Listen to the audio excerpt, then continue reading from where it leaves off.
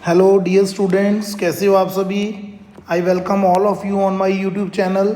Last video में हमने reproduction in human being start किया था, जिसमें हमने आपको ये बताया था कि मेल्स एंड फीमेल्स में डिफरेंट रिप्रोडक्टिव ऑर्गन्स होते हैं। उसमें हमने प्यूबर्टी की भी बात की थी। प्यूबर्टी क्या होती है? एक ऐसी एज होती है मेल्स एंड फीमेल्स में जब उनके रिप्रोडक्टिव ऑर्गन्स फंक्शनल हो जाते हैं, उनकी ग्रोथ स्टार्ट हो जाती है। Sex hormones, testosterone in males and oestrogen in females, ये प्रोड्यूस होने लगता है उस टाइम पे। और इसको हम जनरली 10 to 12 ईयर्स की एज बोलते हैं कि इसमें ये स्टार्ट हो जाती है, मीन्स प्यूबर्टी स्टार्ट हो जाती है। और डॉल्सेंस एज होती है बेसिकली। ये हमने लास्ट वीडियो में कर लिया था। तो आज हम मेल रिप्रोडक्टिव सिस्टम के बारे में स्टडी करेंगे कि मेल रिप्रोडक्टिव सिस्टम क्या होता है और कैसे male reproductive system sperm produce करता है। तो इसके सारे पार्ट्स के बारे में हम वन बाय वन डिस्कस करेंगे। तो आपने इसको बहुत ही ध्यान से समझ लेना है। तो सबसे पहला जो पार्ट है दैट इज टेस्टिस। जो टेस्टिस है ये ह्यूमन मेल्स के अंदर एक बहुत ही इम्पॉर्टेंट रिप्रोडक्टिव ऑर्गन है and it lies outside the abdominal cavity.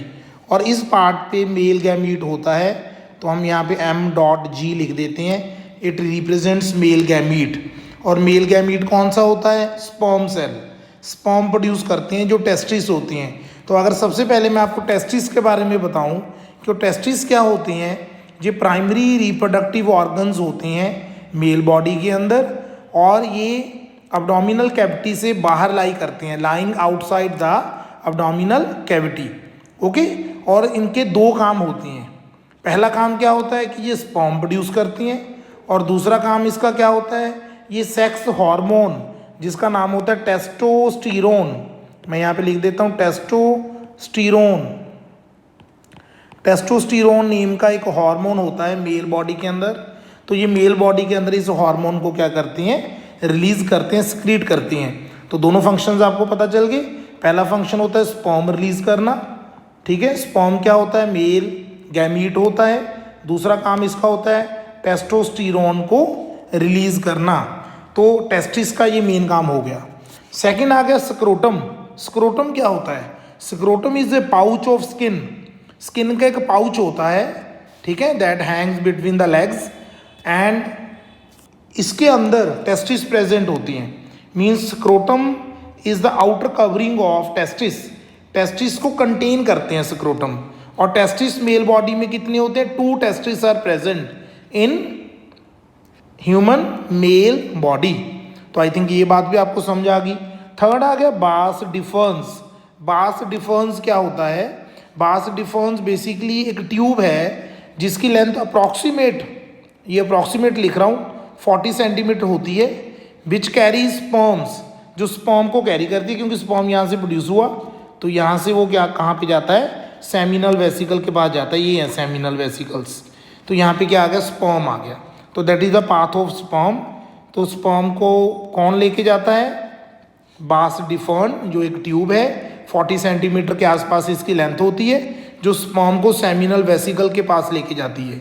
और सेमिनल वेसिकल वहाँ पे क्या करता है? उसके अंदर म्यूकस एंड कुछ अल्कलाइन फ्लूइड ऐड कर देता है, जिससे क्या होता है, स्पर्म को एक तरह का एक फूड मिल जाता है, वहाँ से एनर्जी मिल जाती है, और उसका जो फ्लो होता है वो ईजी हो जाता है, क्योंकि उसमें वाटरी अल्कलाइन फ्लूइड ऐड हो जाता है। एक तो थोड़ा सा वो लिक्विड हो जाता है, उसका फ्लो ईजी हो जाता है स्पर्म का। दूसरा उसके अंदर न्यूट्रिशन, उसको न्यूट्रिशन की ज़रूरत होती है, तो वो न्यूट्रिशन प्रोवाइड करते हैं seminal vesicle and prostate glands. ये 2 ग्लैंड्स होती हैं, prostate glands and seminal vesicles. Okay. उसके बाद आ गया फोर्थ जो है बेसिकली यूरिथ्रा। यूरिथ्रा क्या है? यूरिथ्रा एक पाथ है। जब सेमिनल वेसिकल ने अपनी सिक्रीशन दे दी तो यूरिथ्रा से होता हुआ जो स्पर्म है वो पेनिस के रास्ते बाहर आ जाता है, ओके, ह्यूमन बॉडी से। तो यूरिथ्रा, अब ये देखो, ये यूरिनरी ब्लैडर है। ये यूरिनरी ब्लैडर ये भी यूरिथ्रा में से पास हो रहा है। इसका मतलब urethra is the common passage. Urethra एक कॉमन पासेज है किसके लिए? इसमें से यूरिन भी पास होता है और इसमें से स्पर्म भी पास होता है। ये चीज़ आप याद रखोगे कि urethra is the common passage for urine as well as sperm. उसके बाद पेनिस आपको बता ही दिया कि penis is a long and thick muscular organ made up of mostly erectile tissue. जो पेनिस है वो किस टिश्यू से बना होता है? Erectile tissue. चाहे आप इसको याद कर लो, ना करोगे फिर भी कोई प्रॉब्लम नहीं है। ओके, अब आपकी बुक में देखते हैं कि बुक में क्या लिखा हुआ है, फिर से इसको समझेंगे एक बार ध्यान से। ओके, इसमें देखते हैं द मेल रिप्रोडक्टिव, एक बार इसको हम क्लियर कर लेते हैं सो दैट आपको किसी भी तरह की कोई प्रॉब्लम ना आए।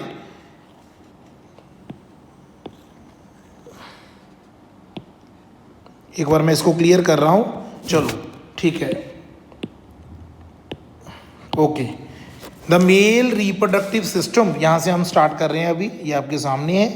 The male reproductive system consist of portions which produce the germ cells and other portions that deliver the germ cell to the site of the fertilization।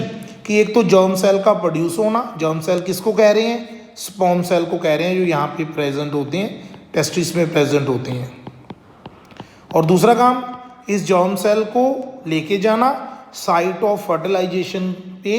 यहाँ पे इसने क्या होना है? फ्यूज होना है फीमेल germ cell के साथ। उसके बाद क्या लिखा है? The formation of germ cells और स्पर्म्स। ये देखो, इन्होंने यहाँ पे लिख दिया कि जो जर्म सेल्स हैं उसको क्या बोलते हैं? Sperms. The formation of germ cells और sperms takes place in the testis. ये मैं आपको बता चुका हूँ। These are located outside the abdominal cavity, ये भी मैंने बता दिया। इन स्क्रोटम, स्क्रोटम एक पाउच है जिसमें टेस्टिस प्रेजेंट होते हैं। Because sperm formation requires a lower temperature than the normal body temperature. तो ये चीज़ भी मैंने आपको बता दी। ये क्या है? ये बड़ा सिंपल लिखा हुआ है कि जो टेस्टिस हैं, why they are present outside the abdominal cavity, ठीक है? बिकॉज जो स्पर्म फॉर्मेशन है, it requires, very important line, it requires lower body temperature than the normal body temperature. कि इसको थोड़ा सा जो टेम्परेचर है वो कम चाहिए as compare to normal body temperature, जिसकी वजह से वो बॉडी के बाहर प्रेजेंट होते हैं। We have discuss the role of testis in the secretion of hormone testosterone. ये भी आपने याद रखना है कि टेस्टोस्टेरोन नेम का एक हार्मोन है that is secreted by testis. उसके बाद in the previous chapter, in addition to regulating the formation of sperms, testosterone brings about changes in the appearance seen in boys at the time of puberty। ये आपको already मैंने बता दिया कि जो testosterone है, ये हार्मोन मेल बॉडी के अंदर प्यूबर्टी के टाइम पे उनकी जो अपीयरेंस चेंज होती है, ये हार्मोन का इसकी वजह से होती है, testosterone that is also released by testis. उसके बाद क्या लिखा है? The sperms formed are delivered through the vas deferens. ये भी मैं आपको बता चुका हूँ कि जो बास डिफॉर्म है, देखो एक ट्यूब जा रही है दैट इज बास डिफॉर्म्स, ठीक है? ये स्पर्म को कहाँ तक लेके जाती है? सेमिनल वेसिकल्स तक लेके जाती है, which unites with a tube coming from urinary bladder. अब यूरिनरी ब्लैडर से ये ट्यूब आ रही है, तो यहाँ पे दोनों का मेल हो गया। मीन्स जो ट्यूब ये बास डिफॉर्म है और ये ट्यूब यूरिनरी ब्लैडर से आ रही है, दोनों मिक्स हो, मीन्स एक बन गई दो से। The urethra thus forms a common passage for both sperms and urine. ये चीज़ भी आप याद रखोगे कि यूरिथ्रा जो होता है that is the common passage for both, किसके लिए ये कॉमन पैसेज है? That is for sperm and urine along the path of the vas deferens. ये बहुत इंपॉर्टेंट है। Glands like prostate and seminal vesicles, ये आप याद रखोगे बच्चों। एक तो प्रोस्टेट ग्लैंड होती है, एक सेमिनल वेसिकल। पेपर में आपको क्वेश्चन क्या आता है? कॉमन आता है दोनों का कि प्रोस्टेट ग्लैंड क्या होती है। ऐसा नहीं आता कि सेमिनल वेसिकल क्या होता है। आपसे पूछा जाता है what is the function of prostate and seminal vesicle. जब prostate gland and seminal vesicle, इनका क्या फंक्शन है? कॉमन पूछा जाता है आपसे। क्या लिखा है? Add their secretions so that sperms are now in fluid, वो फ्लूइड में कन्वर्ट हो जाए, which makes their transport easier and this fluid also provide nutrition. तो इस फ्लूइड के दो काम है। ये फ्लूइड कौन रिलीज करता है? Prostate glands and seminal vesicles. तो ये क्या करते हैं? एक तो ये इनका पाथ ईजियर करते हैं, किसका पाथ? स्पर्म का पाथ। और दूसरा उसको न्यूट्रिशन प्रोवाइड करते हैं। The sperms are tiny bodies that consist of mainly genetic material and long tail that helps them to move towards the female germ cell. हम एक्चुअली ऐसे बनाते हैं स्पर्म को, जनरली हम स्पर्म सेल को ऐसे बनाते हैं, आगे से हम इसको थोड़ा सा इसकी टिप को क्या कर देते हैं, तीखा कर देते हैं, और ये टेल होगी तो ऐसे वो मूव करता है।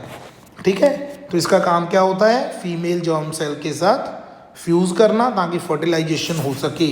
तो ये हमने किसके बारे में रीड किया, कंप्लीट रीड कर लिया हमने मेल रिप्रोडक्टिव सिस्टम के बारे में।